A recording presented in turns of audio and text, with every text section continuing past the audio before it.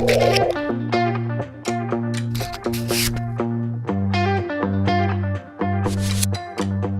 back, everybody. It's another episode of Bobby J on 30. I am your co-host, Chris Angel, here with your host, Bobby Johnson. The one and only Bobby. Hey.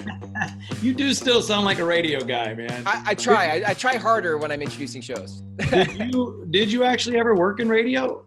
No. I was a recreation major out of college and then worked at Starbucks and got into real estate. So, okay. Yeah. Right. Well, you have got a future in it. I think you do. I think you have a great radio voice. So thank you. Awesome. That's great. Awesome, man. Hey, listen, I'm going off the cup here today because I want to kind of interview you about, you interviewed me last time. Thank you for that. I know. I can't wait to see that. Yeah. But I wanted to interview you today about leadership. I think leadership in life, in business, with our families, just in life, leadership is an important topic.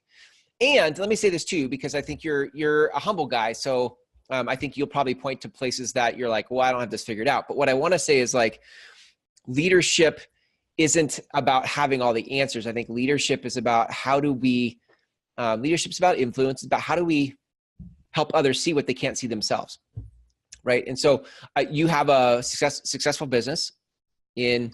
I like to think so. yeah, absolutely. Of course. Yeah. In 30A with your real estate brokerage. And so leadership is not something new to you. And I want to hear how you've done it. So like, what has life taught you about leadership? No right or wrong answer. I love it. What a great question, Chris. It definitely makes me step back a little bit when you ask me that question, right before the pre-interview. Right. Because it is, there are times that I struggle with, okay, what does leadership mean? I've always been someone that every job I've ever worked at, I worked my way up to the top or whatever I've done in life. And I'm not being braggadocious at all. That's just the way life's played out for me. Right. So I guess, yes, I am a leader.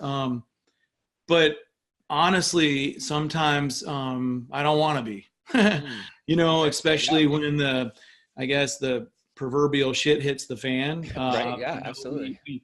I tell a lot of agents, I talk about, if you're not having uncomfortable conversations, you're probably not making much money. It's a business and life can get uncomfortable. And I think being a good leader oftentimes is getting in front of that stuff and being willing to just let it all hit you in the face and get to the other side of it. Yeah. My take on a lot of it has been, I learned early on in life, and I don't know how this will come off to the public, but I struggled in school. I really, and I don't know that I was a bad student. I just found it very boring. Yeah. Especially the way the school systems are run, I was very, very bored. I find my son going through the same thing. Mm-hmm. So, but I picked up on something early on that with work that people that were good in school or whatever, that I could outwork people. And so, that became something I noticed early on. And so I think my best quality of a leader has been that people know that I'll do the work. And I never really thought about that question until you just asked that. I mean, I'm the guy that, I've been at home inspections before, be there for another agent, and there's something underneath the home, and the home inspector doesn't want to go under the home, and I'll crawl under there and show people. And I'll take the photo and learn while we're under here. Go, wow, I didn't know this was spray foam up under here. And right. I think when agents or people that I've worked with over the years see that you're willing to go that far, they really respect that. And I think being a good leader, you really got it. The biggest trick to it, I think, is earning respect. They see that you're willing to put in the time. Now there's a fine line, and we'll probably get into that a little bit further, is where is that? So my struggle as this started is that really being a good leader, because I do struggle a little bit with delegation. Okay. And then I end up being the guy. So as that sounded really cool, that I'm the guy that climbs underneath the home. I'm the guy that climbs underneath the home. Like, right.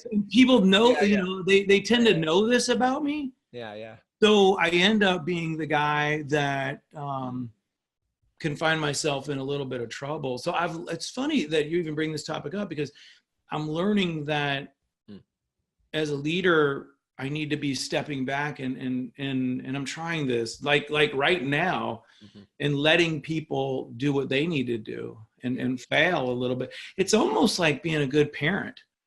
And it's hard to watch your kid. You have kids. That's the hardest thing ever, right? Yeah. I mean, how old are your daughters again? My son's 14, my daughter's 12. Yeah. 14 and 12. Sorry, I was thinking two daughters. Sorry. Yep. 14 and 12. Have you been through the breakup thing? No, not yet. Not yet. No. Okay. That'd be tough. My heart, that'd be tough, man. Man, I mean, and if you're a good leader, in my opinion, everyone that I lead, I feel I carry their success. I really do. I want you to be successful. I am at the point, though, in my journey as a leader and as a business person, that I got to begin to let some of the babies out of the crib, and let them fly a little bit on their own. And I'm trying to balance that right now. So it's a great question. So one of the things I'm hearing in this, I mean, by the way, you've dropped a ton of gems in this conversation. I don't know if you knew that or not, but I'm picking up all sorts of stuff. But one of the things I'm hearing is, it's almost like there's seasons of leadership. Like when you're younger and you have a big work ethic and people can respect you, depend on you. That's one form of leadership. And as you get older into different seasons of life, leadership morphs and it looks different at a different season of life. That's not the same anymore, but it's still leadership. It's still leadership. Yeah. Well, it's almost, what's the old saying is to work smarter. Yeah. Harder. Right. Yeah, sure. I used to take great pride in being the last to leave the office. Now I'm starting to realize when I'm the last to leave the office, am I the dumb one? You know what I mean? And again, I think my wife is a great delegator, and I remember watching her in business. She could really do that. I struggle sometimes, and I'm getting better with when I ask people to do things as a leader, right? And I need this done and all that sometimes I struggle with their way. Right. Which might look great to you and someone else who's the product is delivered to. Right. But to me, it wasn't like me. Right. So I end up not perhaps leading properly. I do work with a real estate coach, by the way. I've talked to you. As a matter of fact, that'll probably be someone we'll interview really soon. I think you'll really enjoy talking to Coach John.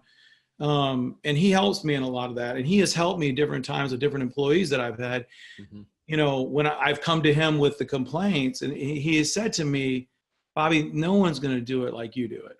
Right. And that's okay. Because sometimes maybe your way is not the right way.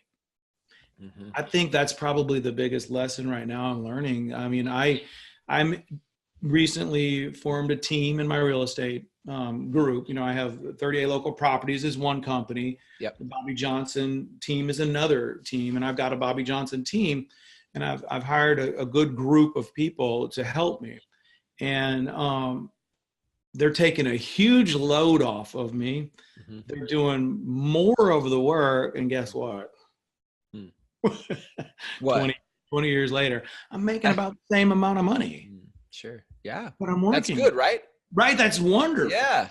And that's the goal, is to, in my opinion, is to work less and still make an income. I got to ask you, I've seen this with other big producers, high performers, that have a huge work ethic. I've seen I'm curious if this is there for you, that they, a lot of their identity comes from their work ethic.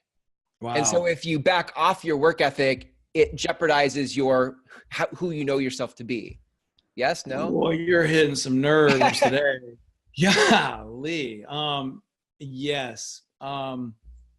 Chris, I've talked to you briefly about what I'm up against, right? Yeah. I don't want to go too deep into that. I've got an issue going on, and it's caused from a little bit of what you just said right there. There's more to the story. I won't get into all that, but yes, you start, this whole thing of being a rock star real estate agent, and numbers and houses and cars, and where does it end? There's no, and so if you're not careful, you find yourself in a 50-yard dash, you're not going to win. Mm. So it does. Yes, it's a very slippery slope to let that ego, keep that ego in check. Because this, when I think of me, I think of a lot of different things than just a realtor. I'm dad first, Right. Yep. and then it goes kind of husband, dad, and it goes down from there. But the public perceives me, and anywhere I go, people say, "How's the market? How's the market?" And that's really what you want in a successful business, is people to ask you that question, because you become kind of branded around this thing. But as a person, it carries a lot of weight. And you end up losing balance. And again, that, it really falls back to being a good leader and getting the people in the right places and doing the right things so you can have a good identity. You need to be well-rounded in this business, or you won't make it. Yeah. I definitely think that, like when I was young, I would, like, whatever I could do to produce a result, like, that's where I'm going to go. Like, let me just keep following the success, right? And of what's working. And I think you can start to find identity in that. And then, because those were the glory days, I can find myself carrying that out into my future, as if this is how I'm going to continue to produce a result as a leader, when in fact, maybe leadership, it's time to change what leadership means or how I do it, as I find myself in a different season of life. I mean, it sounds like that's sort of the transformation that you're getting to go through right now. You see that, remember in the NFL when there was the Ditka style coaches? Yeah, totally. Like Ditka. And then now you see these younger guys that are really kind of taking over the team, being more of but they're like probably right. They're probably in the gym with them. They're a little more involved, but in that way, but I don't know. It's a part of, like, leading. You got to motivate and you got to inspire, but what's the old saying? The inspiration lasts a long time. Motivate. I used to think it was all motivate. Yeah, bump it up. Right. But I think people have a long-lasting inspiration when they see I work hard, but I play hard. I mean, if I'm the guy in the office in the morning early and I'm the last guy to leave, and I'm there on Saturday and I'm on Sunday, is that even a good leader? I mean, that's most people are starting to look at me like, I don't want, he does really well in real estate, but I don't want that life. And I've had agents that have, and I am that agent at times. I'm that guy. But I never wanted to be that guy ever. And you can slip into it. So and I think right now it's funny that this should come up. I have one foot in that door and one foot in the other door. And I'm looking at this physical condition that I have now because of that. And I'm having to make a good decision right now, what a real leader really looks like. And I think I got the skills to get there, but I will tell you, to right now, from where I sit, it does feel like quite a mountain to climb. And I do believe I've got the right people in the place, but I'm still there, and between my ears can really screw that up. I think that's another, well, I totally get that. I do think that that's a piece of leadership is, or maybe a piece of being a leader is that you just, like you said, like shit will hit the fan. And at some point though, I think leaders they rise, they step up. They don't know how, like, it may look different, but like we get to do the dirty work of something. Maybe it's not doing the long hours anymore, but now it's, okay, I'm not going to abandon. Leaders don't abandon stuff. We seem to like find new ways to do it, but we don't always abandon it, for the sake of our people. You know what I mean? Like, well, I think we get to the point that we realize our worth, and okay, so all of this very important stuff, and I don't want to discount what you and I are saying, all this other stuff that we're above, or we're not above any of it, right? I've done it. I've cleaned toilets, you name it, I've done it all, But when with real estate, when I have to have a lot of uncomfortable conversations throughout the day, I've learned, and I'm learning how draining that is to me, emotionally, spiritually, physically, mentally, the whole 9 yards. I didn't used to know that. I pushed on through it, right? Yeah. Now I step back and I go, Mm. you guys don't need me to upload photos, to go run to the house and sweep it and blow the thing out. You don't, because what you don't want to do, nobody wants to do, is the uncomfortable conversations. Mm-hmm. So I have to save myself as a leader for those. Right. And still be checking things out, looking over things, being a good, a good leader. But if I'm exhausted from doing this stuff, I can't do the things what I hear you saying are the things that are nobody really wants to do. We're still going to have to do them. We're still the quarterback of the team. We can't give it all away to someone to do, but in my opinion, we're still left with. Now, I will say this, I have somebody working for me right now that's taken over a lot of that as well. I was going to say, I think there's a time where you can be the quarterback, and then there's a time where you can graduate in leadership to the coach. And then I think you can graduate to the owner of the franchise, the owner of the team. The CEO, as we say in real estate, the good CEO, is not, maybe it's, I also like and I would like to call out the girls that are working for me right now. Stacy Petrucci, she's become my business partner in my real estate side of it. Amanda Hayden is also doing my listing and closing coordination. I'm trying to transition into the CEO position. Yep. and more so overseeing that whole process. And it's a hard spot to find yourself, though. That's a challenge, because as you shift your roles, it would be easy to think that where in the past I've delivered value is being in the trenches of it and taking pictures or being at the listing table or talking to buyers and sellers. But you could be just as effective as a leader as the CEO and never touch a transaction again. And who you're leading is not just your team, but your community. That you're there setting the pace and the tone for what professionalism looks like in a transaction without ever having to touch the transaction because of your example to your team. You know what I mean? Wow. You are hitting me with some truth bombs today, buddy. Well, so what you just hit on something that really rubbed me, that I did last night. As a leader, I'm sitting here thinking about work, and you're bringing it to my attention as well, that a leader in the community, and with all this static with social media, right, and who's right and who's wrong with our political environment. Yeah. I got into a little weird one last night with a girl and a group of people. Mm-hmm. And I didn't handle myself very well, I don't think. Well, here's what I don't. I mean, I think maybe I handled myself okay, but I as a good leader, I shouldn't even get involved in that. I need to stay, I think for me, again, because I don't really have the luxury to bicker back and forth with somebody online.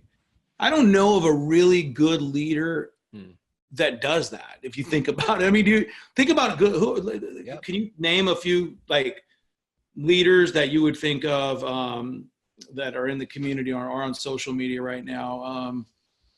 Tony Robbins, Gary Vee, Joe Rogan. Do you think they're looking at someone else's Facebook page and looking at a political post and getting into it with somebody? No, I think they have an opinion. I think they have a stance, and they may find ways to articulate that stance, but they're not going down the chat threads they're not spending time in the chat threads of who's right, who's wrong, whatever.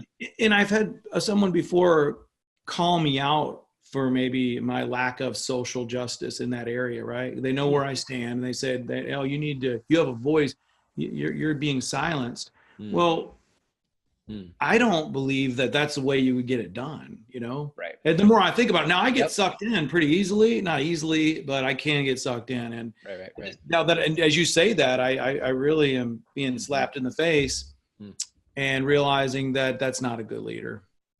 There's a way to get your point across where invite someone to coffee, sit down with them, talk to them. Hey, I want to make sure I put my viewpoint to you in front of you. I don't want to be bashing you on a social media page and then making you look, Right. I told this girl, I said, I'll say it just because I don't mind calling myself out. I said, listen, I'm a Scorpio, and when I get going, I'll sting. This will hurt, okay? So you don't want any part of it. And then later, 3 hours later, I deleted all of it, and I sent her a private message, and I said, I am really sorry for something like that. I mean, wow. That's You know, big. maybe part of being a good leader is realizing when you're wrong and admitting. It reminds me of the parent thing you said earlier, like, because I think sometimes, like, you know, when you're a parent and you can sit back and look at your kids, you don't have to get in the middle of the kid's drama, because you realize that through the drama and on the other side of the drama, they are going to learn the life lesson of what what shows up. It's funny when you watch a new parent going through that. Right, you know, right, they're involved. I see that in our little neighborhood, the new moms and stuff. They're trying to dictate some of what the kids are going through. They don't know. Right. I mean, but what they learn is that this is how they're socially figuring the world out, right? Right, So, totally. Yeah. So, maybe our staff and our people are like that too. And if you can, you know, this quote's been chasing me lately. And I say, is this the mountain I want to die on? Mm-hmm. Do you know what I mean? And when an employee, maybe the listing doesn't look exactly like I had it in my head, or the presentation's not perfect. Yep. But I'm the only one that notices it. I have to ask myself that. Is this, I do that in conversation with my wife sometimes when I'm starting to disagree. I ask myself, right. Is this the mountain I want to die on? You know, and oftentimes with my wife, it's not the mountain. Yeah, that's so good. I think that's part of leadership, is bringing perspective. I think with leadership comes some wisdom, whether maybe it's not like, oh, I'm the wisest in the world, but I think it's just life lessons where you're like, like, does this serve the goal? Like, is this the mountain I want to die on? Do I really want to sink my teeth into this? Or so when we oops, so sorry. Shut that off. Sorry. That's an old school ringer, man. I know. I like that. It's actually called old school ringer. So what you just reminded me of is when, oh gosh, that ring just threw me off. Sorry about that. And that's okay. Well, we were just talking about, we were talking about, like, is this the mountain I want to die on? And perspective. Leadership brings perspective. And I completely lost my train of thought, and it was really important on that thing I was about to say. I already talked about going down that mountain, but I forgot. Yeah, so, that's all right. That's all right, man. That's all right. Yeah, isn't that funny?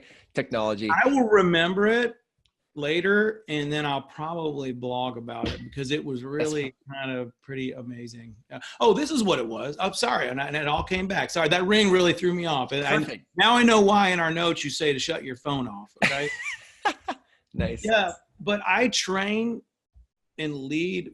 But I tell this people. So we have this system at the office. It's called Back Agent. Okay. Mm-hmm. And as you're working your files, it's paperless. You have to run everything through there. Mm-hmm. And the reason we have it is because of me. And I think one year I had 52 delinquent files, right? Wow. Yeah. Yeah. Basically that's like every one of them one year. Something was missing, right? Yeah.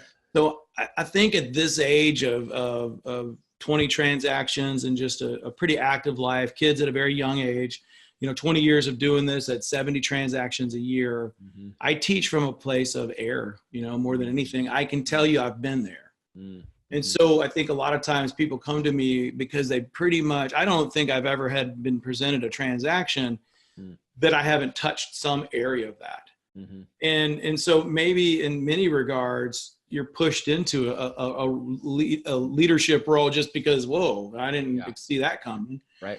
And so oftentimes, like, I think we've discussed this before, you teach from your mistakes, which is really, if you've been active in life and had a fairly successful life and raised a family, if you think about it, Chris, we can, for a younger person, we can see the future for them. Right. Yeah. Yep. And a good leader, I have found, always has someone that's coaching them and someone that they're talking to. Mm-hmm. And I maybe should have talked about that earlier, but my coach is incredible and things like that. And he's been where I'm at now. Mm-hmm. So he is my ability to see the future. He's my superpower. Yep. Like when our kids come to something with this complicated life issue, I could put it in an envelope and fold it up and seal it, tell them, open that in 6 months. Let me know how that plays out for you. And I already know the answer. Right. Why we don't utilize that more in our world is beyond me. Yeah. So good, man. I learned the hard way. It took me 10 years to figure that out. Yeah. Yeah. Well, absolutely. That's the life journey. That's the hero's journey. That's what that's what we get to do in life school. Yeah. When I hired my coach, we were in California and we were broke. Mm-hmm. Coach, you hire a coach, and that's like, 800, 900 a month, right? Yep. For good coaching. But I did know that everybody that really did well in real estate had a coach. Mm-hmm. Okay. So I was like, well, maybe the 1 + 1 is 2. And my wife was like, I can't believe you're doing this. I cannot believe you're doing this.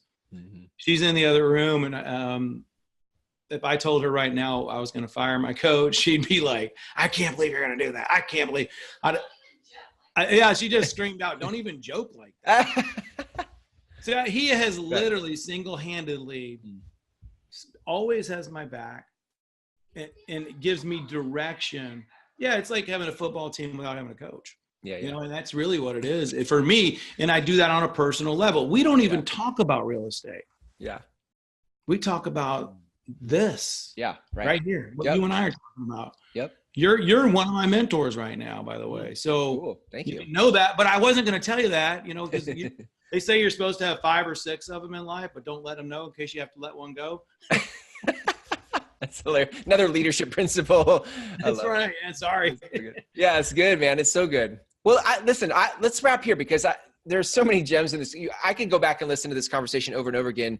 And what I love about it, I'm glad we went there. I'll be honest with you. I didn't want to. It's a sensitive subject right now, but I think I needed to talk about it. And I appreciate that, Chris. Yeah, man. Well, that's the thing is what I love about this format of content, right? It's just that it's a conversation, and life teaches you what life teaches you. It's the truth that comes through, and you don't have to have the right answer. You just get to have the true answer, whatever's true for you. And I know you've lived enough life to say what's been true for you, and that's all we're doing, right? So, and the cool thing about it is I don't have to have notes, man. Yeah, right. I don't have to memorize it. It's already there, yeah. And I just have to be honest and show up. And pretty much that's all life is too, right? Be honest and show up. Yep, absolutely. It's part of the puzzle, So I agree. I do have. There you go. Give me a property. Are we ready? Yeah. I've got, let's see, 33 Leonia, and I have been failing to do this lately, but there we go. I got my readers on. Oh, 33 Leonia Lane in watercolor.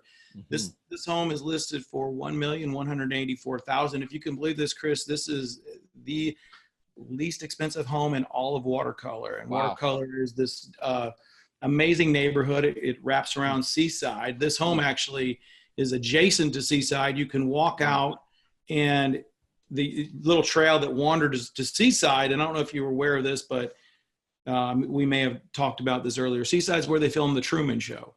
Oh, cool. Yeah. Did you ever see The Truman Show? Yeah, I love that movie. Yeah. Man, that's a great show, right? So this is a 4-bedroom, 4-bath home, 2,020 square feet. I just listed it. $1,184,000. Great rental numbers. It's at what we call the tennis district. It's next to the tennis courts. Oh, cool. And I assume, being the best deal on the market, it will be gone soon. Yeah. And I hope it's gone by the time this airs. And right. You can reach me at 30A Local Real Estate, and I'll bet y'all have another one. Nice. Yeah. And on that website, people can actually search for properties. Yeah. In the local area. Yeah, we got a lot of new stuff going on with our website, and I'm real excited about it. I'm bringing on a new system, and hopefully by the time this airs, it'll be ready. Awesome. Good stuff today, Bobby. Thanks for just being you and being, bringing the truth. I love that. That's what makes this so, I think, valuable and entertaining. Great topic, Chris. Thank you. Thanks. All right, man. See you next time.